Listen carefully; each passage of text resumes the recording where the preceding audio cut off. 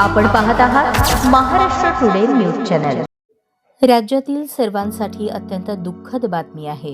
राज्याचे उपमुख्यमंत्री अजितदादा पवार यांचे बारामती विमान दुर्घटनेत निधन झाले आहे। या घटनेमुळे संपूर्ण राज्यात शोककळा पसरली आहे। मुख्यमंत्री, मंत्रिमंडळातील सहकारी तसेच विविध क्षेत्रातील मान्यवरांनी त्यांच्या निधनाबद्दल तीव्र दुःख व्यक्त केले आहे। त्यांच्या सामाजिक व राजकीय योगदानाची आज सर्वत्र आठवण केली जात आहे। महाराष्ट्र टुडे न्यूज चॅनलकडून अजितदादा पवार यांना भावपूर्ण श्रद्धांजली।